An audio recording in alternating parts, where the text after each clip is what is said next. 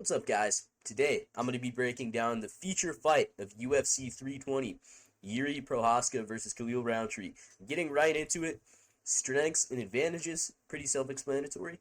Um, for Jiri, I've got the power. He definitely does have a power advantage in this matchup. He hits different, maybe the hardest hitter in the division. The wrestling, that's something that people haven't been thinking about. I think he could mix in wrestling in this matchup. He was able to take Pereira down, which in hindsight, pretty impressive. He was able to get Dominic Reyes down, and he's shown that if he really needs to, he will shoot takedowns. And I think this would be very smart to do in this fight, especially because Khalil's wrestling has not been tested at a high level. The best wrestler he's fought in recent memory is like Anthony Smith, and that is just not, that doesn't tell me anything. And another advantage for Jiri is the range. He's very long. He's got long arms. He's got a very long reach, and some of his best punches are just his straight punches. He generates a lot of power with those, and his front kicks are very good. Um, Chin, durability, and recovery. Everybody knows it's hard to knock out Jiri unless you're Alex Pereira. He's got a different type of chin, and it requires a different type of power to shut him off. And when you do hit him and drop him, he recovers very well. He's got great cardio. Unless there's a super heavy grappling pace, I don't think he's going to gas out. And yeah, those are the strengths and advantages for Jiri. For Khalil, not too many. The kicks, he's got very heavy low kicks. That is a big factor in this fight. We know Jiri has struggled with low kicks in the past. Speed, Khalil has very fast hands. He's very explosive. And that, he could capitalize on some of Jiri's defensive errors because he is so fast.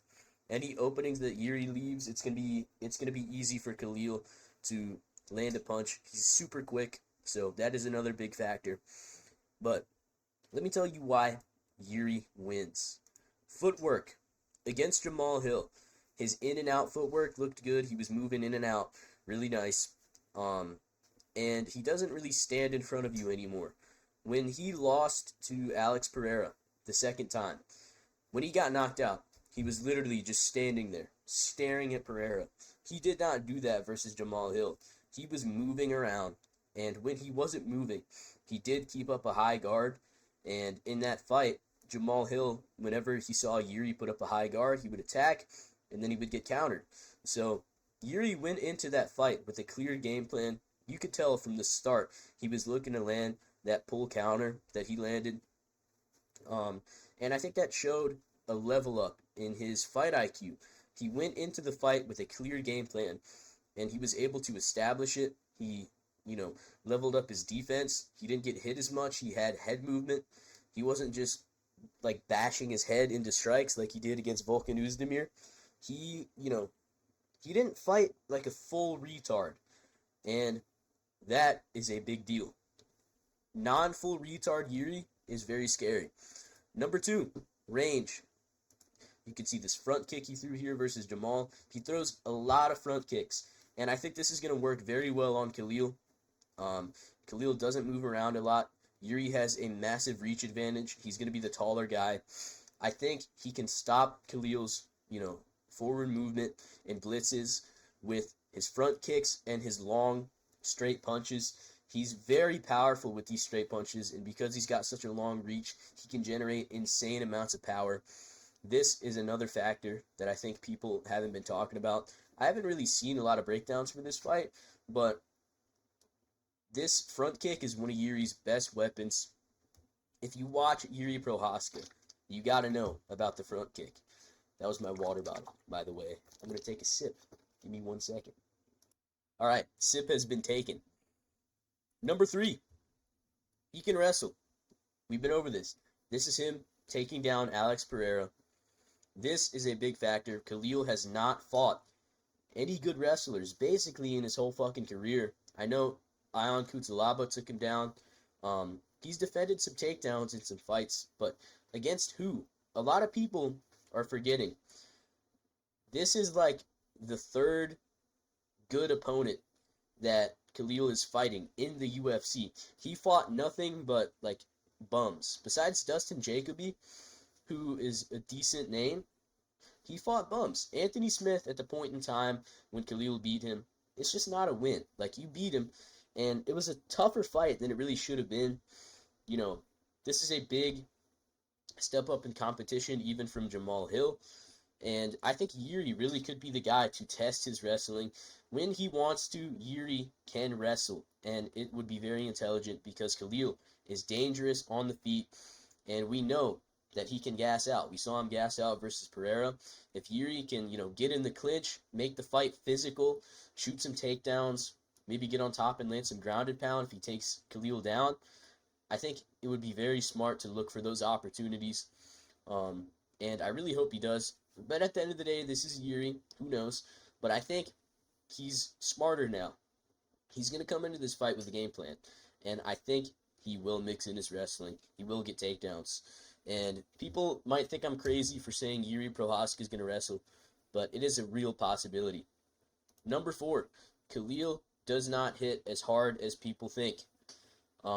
He knocked down Jamal Hill like 4 fucking times, and not once in that fight was he even close to a finish. His fight with Anthony Smith was very close up until the knockout. He was landing some bombs on Anthony Smith, and Jiri is built different. He is not going to get shut off with the first clean punch Khalil lands. It's going to take a head kick or Jiri ducking into a massive overhand. I just don't think Khalil is going to go out there, hit him one time, and spark him out. I don't think it's going to happen. I think Jiri is too tough. I think he's too durable. And, he showed an increase in his defense. I just don't see it happening. And I think this is a very important thing to point out. Khalil does not have one-shot knockout power. He has big power. He's very fast. He's explosive. And if he hits you, he can knock you down, like we saw versus Alex Pereira. He hit him. He knocked him down. But it's not real concussive power. It's like flash knockdowns. You get hit. Oh, you're down. Oh, you're right back up. I don't think he's just going to shut off Jiri's lights like a lot of people think he will. I don't think it's going to happen. So I think this is a big, important point to talk about. Khalil Roundtree does not have this crazy, insane KO power that people think he does, in my opinion. Next, Khalil is very stationary. He loves that Muay Thai stance. He does not move around a lot.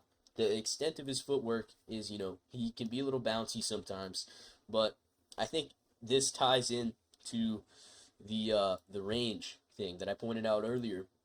I think he's going to stand in front of Jiri, and it's going to leave him very open, especially for shots down the middle, like that front kick that I mentioned, the long right hands, the jabs. And I think Jiri will be able to break him down, keep landing these shots until he can get the finish. And Khalil is going to be at a big reach disadvantage and a power disadvantage. It's just a tough matchup, and his footwork does not help. When you watch him fight, there is not a lot of footwork, man. And if you're going to stand in front of Jiri Prochazka, it is not going to go well. Next point. How can Khalil win? Number 1, leg kicks and head kicks. As you see, Jiri getting hit with a big head kick that knocked him out. Here is Khalil Roundtree landing a heavy low kick on Jamal Hill. We know Jiri Prochazka has had some issues in the past with dealing with low kicks. And this is going to be more prominent when he fights in the southpaw stance. He does fight out of both stances. He's really going to have to watch out for the head kicks when he goes orthodox, and he's going to have to watch out for the leg kicks when he goes southpaw, because Khalil has very heavy kicks. They're very fast, and with Jiri's head movement, he moves his head with his hands down, and that worries me, which ties in to the next point. This head movement, it's good to see, but it could actually be bad, because Khalil Roundtree, number 1, is a guy who throws big looping punches, big right hooks, big overhands, and he's got heavy kicks. He rocked Alex Pereira with a head kick, almost. And when Jiri is moving his head side to side without any form of actual defense, it is going to be very easy for Khalil to intercept his head movement with, those looping punches or head kicks. So this is a thing that I wanted to bring up. Jiri's head movement, it's good, especially against straight punches or when he can pull back from a hook, which I think he's going to be looking to do.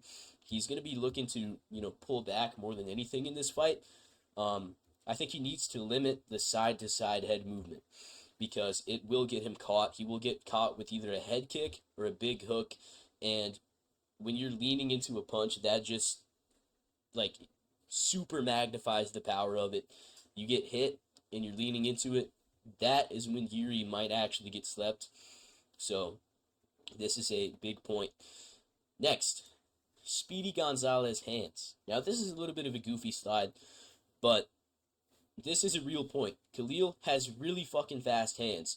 And so, all three of these slides kind of tie into each other, where because of how fast Khalil is, I'm worried that Jiri might anticipate him throwing something and move his head, and it doesn't actually come, but before he can move his head back, it's going to get intercepted with a big hook or a head kick, and Khalil is super fast. You go watch this knockout versus Chris Dawkins. Granted, it's Chris Dawkins, but that left hand is like a fucking lightning bolt. Khalil's hands are super fucking fast, and I think he will be able to catch Jiri, especially if Jiri is, going in and out. If he lunges in, that is when I could see Khalil countering him with a fast left hand down the pipe.